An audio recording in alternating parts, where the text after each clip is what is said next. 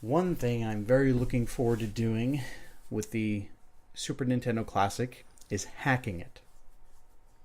I want to put more Super Nintendo games on there than it came with. And I know I'm not alone. And recently, there have been big leaps and bounds as far as them getting it to the point where things are with the NES Classic, where it's wide open. You can literally put the entire library of your region's choice on there. It'll fit on the NES Classic. There's something like 300 megabytes available of space, and it uses a very small amount for the games that are already on there. You can very easily fit the entire NES library on an NES Classic. The problem with the Super Nintendo Classic is the Super Nintendo games tad bit larger than the original Nintendo games. We're talking like 4 to 8 times that size. So unfortunately, I'm going to have to be a little bit pickier about what games I throw on there that aren't already on there. So that's a bit of a bummer. What's not a bummer, though, is they are the Hack-Chi 2 hack program, whatever you want to call it, made by a user known as Cluster. This is the same hack that you use on the NES Classic to add any game to it. Oh, and you can throw on emulators too. So you can get it. You can literally take all the Super Nintendo games that are on the SNES Classic and throw them on the NES Classic if you want. There's kind of it is in a weird space right now though, where there's not an official build for the Super NES Classic yet, but it's coming. It's on its way. But there is a way to add.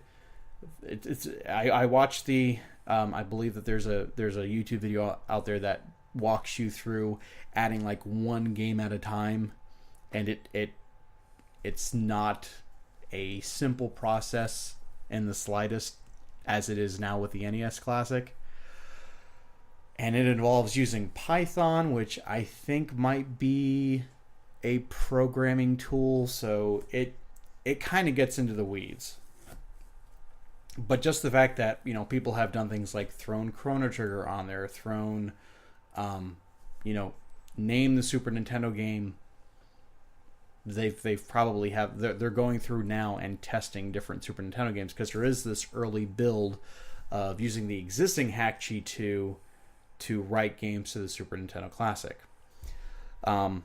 If you're like me and you don't really code and you just kind of like to follow instructions and walkthroughs on how to do certain exploits like this, my little PSA here is wait for the Hack-Chi 2 official program hack to come out from Cluster, because if you don't quite know what you're doing, there's a very good chance you could brick your system and never use it again. That's just something I'm throwing out there. I don't want people breaking their SNES Classics just because they have to get new games on there. Just wait for it. For all I know, it could be up by the time this is even uploaded to YouTube. I mean, it's progressing that quickly. And of course, you won't be able to put all. I think the Super Nintendo also has like a ridiculously large library. I don't know if it's bigger than the NES Classic.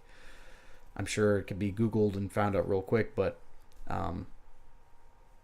you're not going to fit the whole library on there. I think they're estimating that you can put probably about 70 games total, so about 50 more than what come with it. That's not bad at all. No.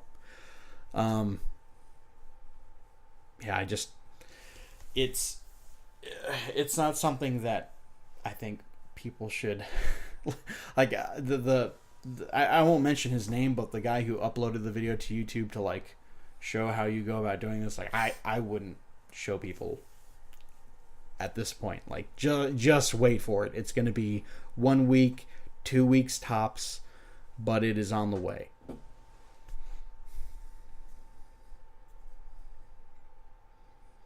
So what do you think?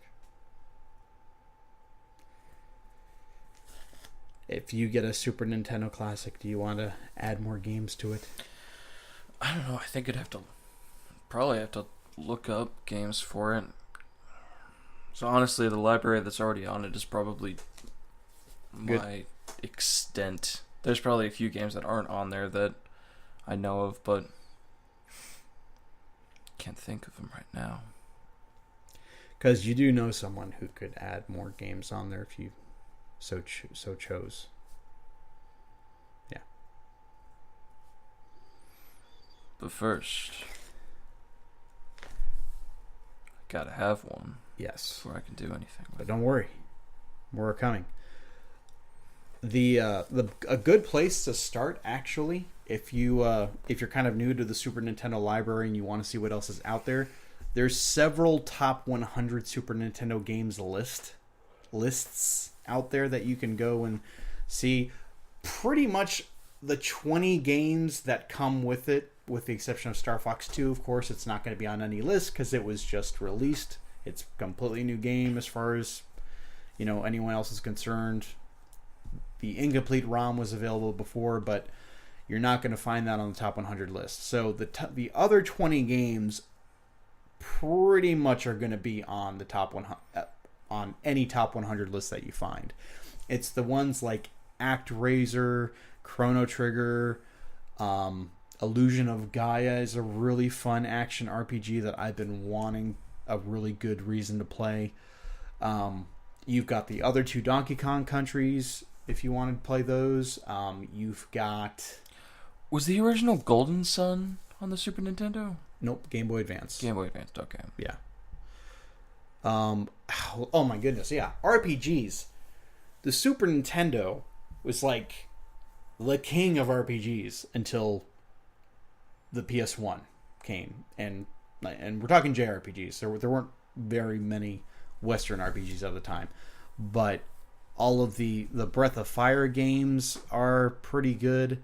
It's like if there was a company, think of the gaming company, I bet you they have an RPG on the Super Nintendo. It was that pop. It just kind of like exploded in popularity back then. Oh yeah, Final Fantasy 2/4 doesn't come with a classic, and that's not a bad Final Fantasy game at all to get into. I could just go on with how many.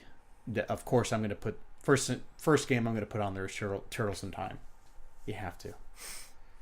One of the best beat 'em ups, if not the best beat 'em up. It's definitely my favorite beat 'em up of all time.